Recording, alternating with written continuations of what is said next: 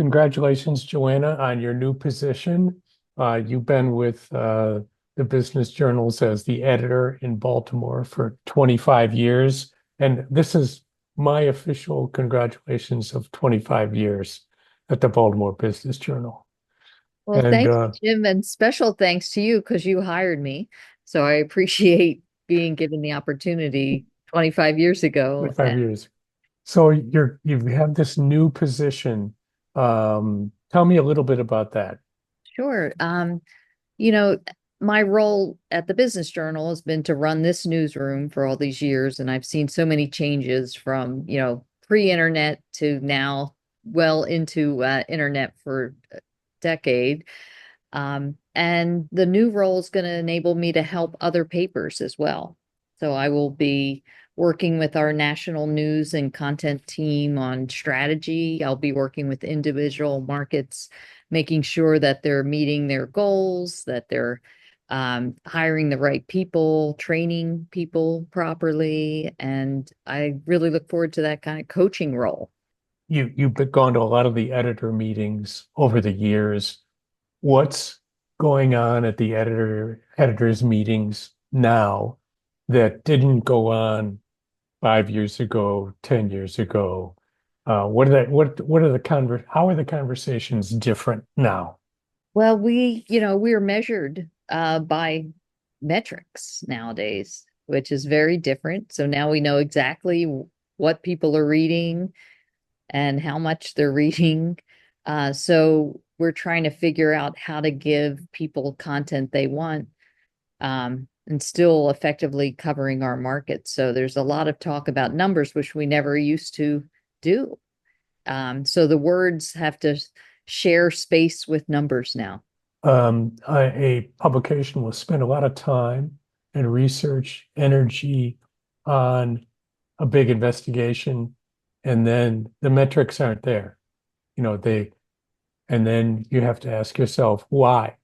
So when you look at a situation like that, what what kind of advice do you give to editors, writers, other people about how to make sure that their high quality content is reaching their audience? How do you do that? Or what do you recommend? That's a tough one.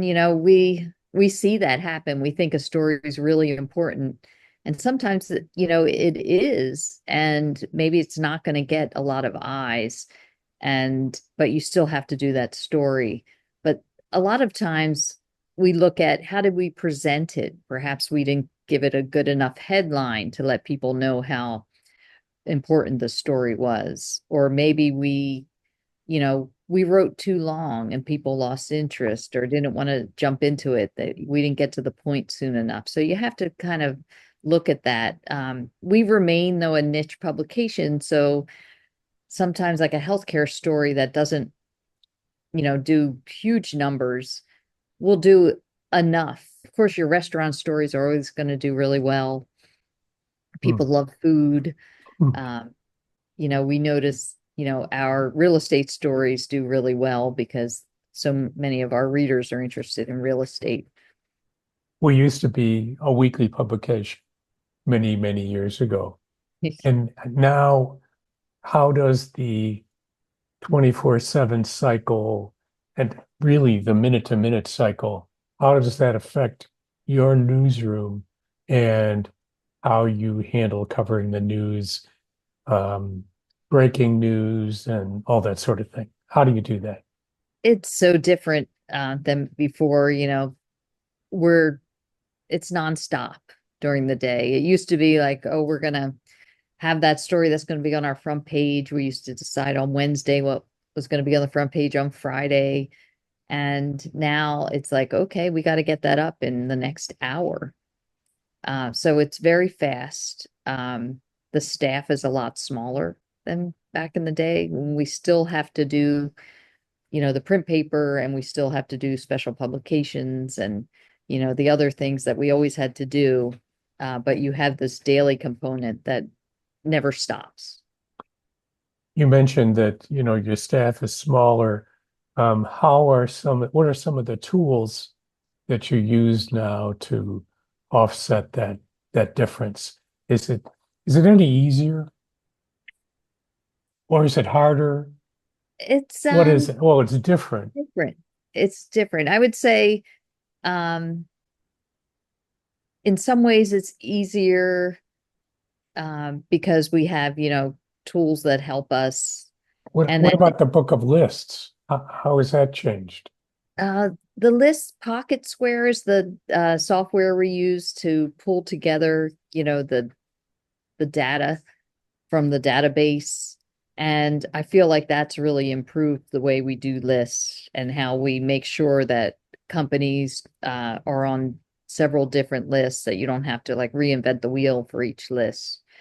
So there's a lot of technology that's really helped us. And our software, I think we have the CMS, our content management system, I think is evolved and is pretty good to pull stories together. We're using AI now to help us with some headline suggestions. We're using AI as well. Currently at the Business Journal, we're part of a test market to do bullet points at top of stories with the three major points of the story. And we use AI to generate those. Now they need to be edited as well. So I'm not quite worried yet about the computer taking over my job, but it's definitely, that's different. We don't have to like write it ourselves. I see. Okay. Yeah, I've used it for headlines. I've used AI for headlines too. I've used Perplexity to search. It's really good at finding databases and sources. Yeah. I don't know if you've ever used that, but Yeah, no, it is. But I I definitely, I agree with one assessment that AI is kind of like having an intern. You still have to do the work. right. I saw that, I think, in the Wall Street Journal. I use human intervention all the time with language translation. There are some good language translation tools, but they all kind of fail when it comes to metaphors. Change the subject a little bit. Younger audiences. I mean, that's one of the things that people talk about. When I was with the business journals every year, they would do a reader survey, and every year the average age of the subscribers was going up, and that worried the management a lot. But I don't have to worry about that anymore. But you have to worry about that. We still worry about it. So what are you doing about it? I'm curious, without revealing any trade Yeah, secrets. no one has the complete answer. And we still do 40 under 40 is a big thing for us. We try to feature young people. We do like a tech 20, like under 25 and under tech awards. So we do aim a lot of content at them, but we do know that a lot of the readers, a lot of the people we covered, Jim, are retiring or unfortunately passing away. So we're really trying to just continue to give news to the younger generation that is taking over, and trying to show our relevance to them because they have so many options now. Yes, and one of the things that I've seen in the Reuters digital news report and Pew Research is that young people aren't paying any attention to the traditional distribution channels. I Yeah. mean, they're in another world. And so, what other worlds of distribution are you entering these days? What are Well, some of we're the new ones? we're very big on Instagram and on social. We were, I think, a lot more before X, before Twitter became X. I think we were pretty active on there, but we're not finding a lot of um success in that medium. But Instagram and Facebook and LinkedIn is huge for us. And Yeah, we're finding, our audience is on LinkedIn. So we're doing a lot more in that area. I'm finding that too. I get virtually no reaction to anything I put into Twitter or X, Yeah. or certainly not, definitely not Facebook. Um, but yeah, LinkedIn has become the kind of place where my stuff about basically the business of media, that's what I focus on, is getting a lot of traffic. Young readers, what about the issue of trust? Do you ever have any experience where you see various kinds of trolls are coming in and trying to hijack your content in any way? What kinds of experiences have you had with that? We do eliminate some comments because you can get some really horrible comments on stories. So we have the power to, go through and take them out or block people. It's, constant. You have to worry about, you know, what people are saying. We try to let them comment on stories, but sometimes it's just, obviously a troll or just a horrible person, and it has no relevance to whatever, we publish. So, is that something that you can in any way automate or We do watch that for? individually. If we see something, we don't get a lot of it, but when we see something, we'll address it. We have, someone who deals with our social media, our digital producer. He's in there every day, and we use, programs to like automate what gets put up, but we can still control each, you know, item that goes up. One of the things that we talked about the last time you and I talked, a couple of years ago now, was what do you tell young people? I mean, if you go to a journalism school now these days, do you still do that? I still do that. Yeah. I have Okay. one coming up, the career fair at Maryland. Yeah. University of Maryland Journalism School, of which you are a proud graduate. Yes. Yeah. Yes. And I know they like to bring you in. So, what do you tell journalism school students today? And more importantly, what do you tell their parents? Well, I still tell them, if you really want to work in this business, there's still jobs and you can have a great career. Because I remember being in high school and people from the journalism industry would come in and they're like, none of you are going to work in the industry. It's too hard to get in. And I remember thinking, how come you're in it? Like, I remember this one guy. So I try not to discourage them because there's more opportunities now. I mean, I see job openings for, you know, the New York Times and Washington Post that you never used to see before. Um, so hopefully, the industry is still, I know it's a challenging industry. A lot of papers are gone, but there's still so many different areas where you can work and use your skills. When you're hiring, what do you look for? And you're going to be doing national hiring advice right I'm now, gonna right? help. Yeah. Oh, what are the things that you use and what are the things that the company in general uses when they hire? What do they look for? Well, of course, great internships if you're talking to someone who is right out of college. Uh, what kind of practical experience they have. Um, Advanced degrees in journalism, to me, you know, without any experience, have never worked well. When I've hired people because they had a, Columbia graduate school degree. The best people that I've had success with were people who were in, small papers, doing it every day, going to cover the fire, going to cover the school board meeting. It's harder to find those people because those staffs and those papers often don't exist anymore. So it's been a challenge to find, those kind of journalists who are, couple years, really in the trenches. So hiring is a challenge right now. There's not a lot of people in that like 6 to 7 year range out in the market. And if they are, they're coveted and you have to compete. And also, we're trying to retain those people as well. What are some of the technical skills that maybe didn't exist that you look for now in a job application? Somebody knows how to, you know, get stuff out on social media. They're not scared to use technology because they're going to have to do it now. I mean, um, we've tried getting into broadcast, but it's not really a skill that a lot of print journalists have. But if you can find someone who knows how to do that as well, it helps in some areas.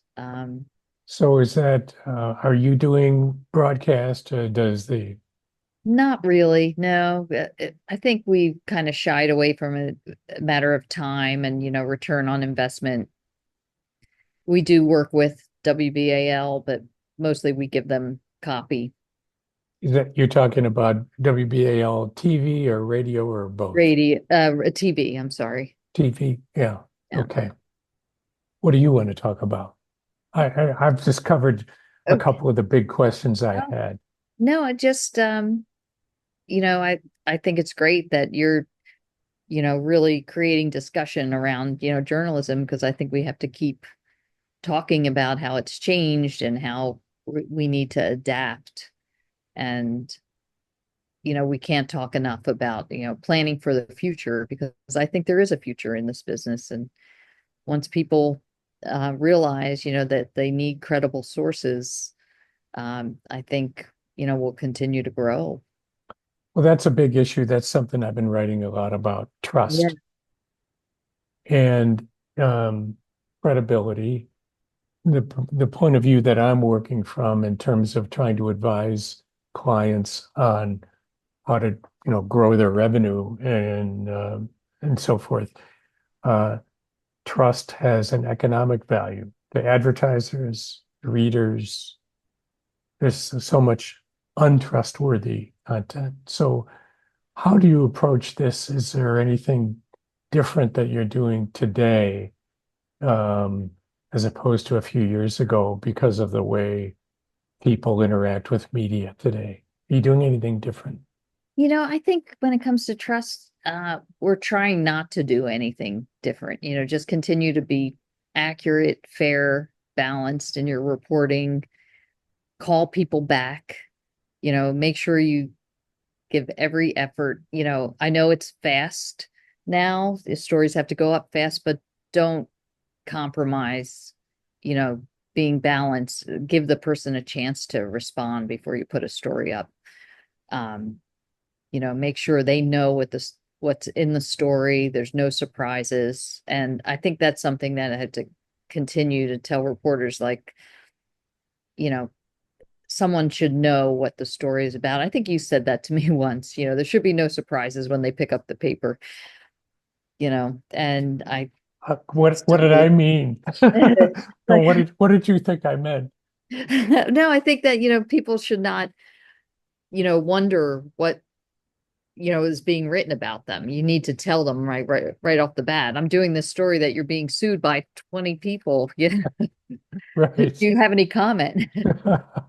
What are some of the notable stories that you've done lately or that you've seen done by the business journals locally or nationally that you think had significant impact?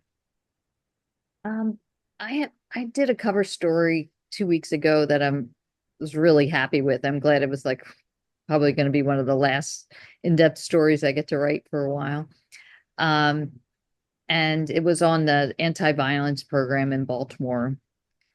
And it's not your typical business journal story. I tried to tie it into business because it's being heavily funded by businesses, by Whiting Turner and also M&T Bank. So it's gotten a lot of big corporate support. But I spent the day with the program going to um, meet, young men who are at risk of going to jail or dying on the streets. And this program is trying to give them job opportunities and their GED preparation. And I just got to talk to them, and very different from what we normally do. But, I got a lot of feedback from it, from business people who were interested in the subject. Whenever I tell anybody that I worked in Baltimore for a number of years, they Of always course. ask me, "What, have you seen The Wire?" And the answer is no. But somehow that must have some kind of impact on your journalists and how people view the media because of the way The Wire depicts the media and so forth. What what are your observations about that? Yeah, What are I'm you kind of tired of the wire references. It's yes, the city has problems. Every American city seems to have a lot of problems. And I think David Simon, while he, you know, was a very good reporter and wrote some, good books and did some good TV shows, uh, it's hurt the city in many ways. And it's not like it wasn't true. Um, but some people just can't get away from that's the depiction of our city. And, there's a lot of great things going on here. It's a great place to live. I've enjoyed living here. Um, you live in the city? I still live in the city, yeah. And there's it's not perfect, but city life is, not for the faint of heart. There anything you want to ask me about? What do you think about journalism right now? Well, I worry about the trust issue because Yeah. of the avalanche Yeah. of misinformation, disinformation, unbelievably just avalanche isn't even the right word. Inundation, tsunami, Yeah. the incredible flow that's automated and believable, credible, and very effective and very professional.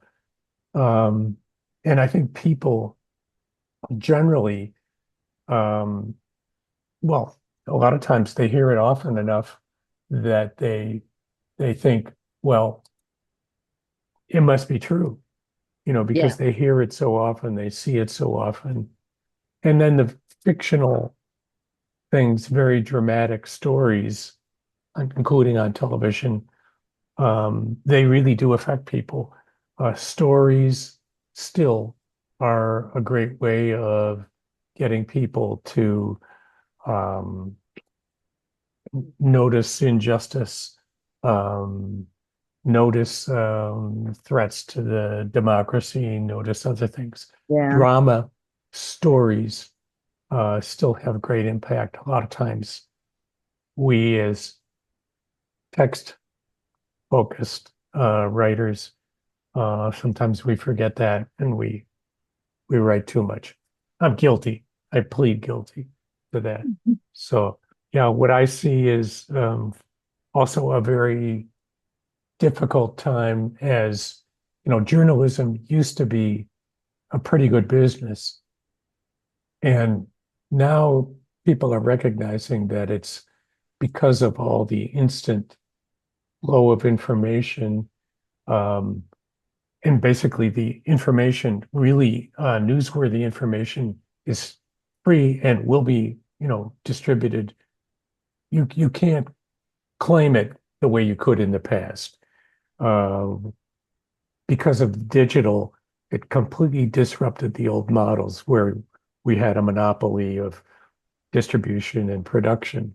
And now, basically, journalism or trustworthy news and information is a public service more than a business. So that's a big challenge.